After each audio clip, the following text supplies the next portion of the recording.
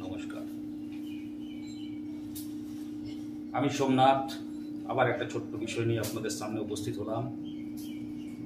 ভাবছেন 100 টাকা কামিয়ে নিয়ে আসছি, খরচা হয়ে যাচ্ছে সঙ্গে সঙ্গে 100 টাকা, 1 টাকাও জমছে না। 100 টাকার মধ্যে জমার কথা নয়, সম্ভব নয়, কিন্তু তারপরও আমি বলবো ওই 100 টাকা থেকে 10 টাকা জমে যেতে পারে। কিভাবে জমবে, কিভাবে জমবে, এটা মনের মধ্যে প্রশ্ন।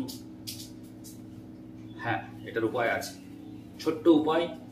5টা গোমতী চক্র বাজার থেকে কিনে নিয়ে আসুন, সঙ্গে 5টা কড়ি, হলদে কড়ি নিয়ে আসুন, সঙ্গে একটু ফটকি আর একটু শালু লাল রঙের।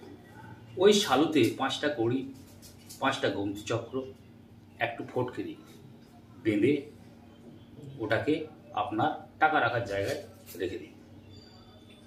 দেখবেন কিছুদিনের মধ্যে কি হচ্ছে, 100 টাকার হয়তো পুরোটা জমছে না, কিন্তু 10টা টাকা হলেও আপনার থেকে যাচ্ছে।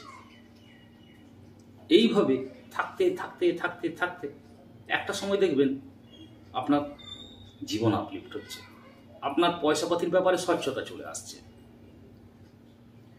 স্বচ্ছতা চলে আসছে। আর গোমতী চক্র কি করবে? গোমতী চক্র কাজ করে সুস্থতা, আপনার রোগ জ্বালা আসবে না সহজে। হয়তো আপনি পয়সার জন্য খেটে যাচ্ছেন, খাটতে খাটতে একটা সময় অসুস্থ হয়ে পড়তে পারেন, বা আপনার শরীরের মধ্যে রোগ ঢুকে যেতে পারে। সে ভয় থাকবে না, গোমতী চক্র বাড়িতে থাকবে। দুই, মনে করুন কারোর কাছ থেকে আপনি পয়সা পাবেন, বা আপনি ধার দিয়েছেন, আপনার ধার কোনো রকমই আর উদ্ধার করা যাচ্ছে না, করতে পারছেন না। ছোট্ট উপায়, একটা কাগজে লিখুন এই লোকের কাছ থেকে আমি এত টাকা পাবো, লিখে সেটা বাড়ির ওয়েস্ট সাইডে চিটিয়ে দিন। আর তাতে কেশর দেওয়া জল একটু করে ডেলি ছেটান। দেখবেন খুব তাড়াতাড়ির মধ্যে আপনার ওই পয়সা উদ্ধার হয়ে যাবে। হ্যাঁ, অবশ্যই যে লোকের কাছ থেকে আপনি পয়সা পাবেন তার দেওয়ার ক্ষমতা থাকতে হবে।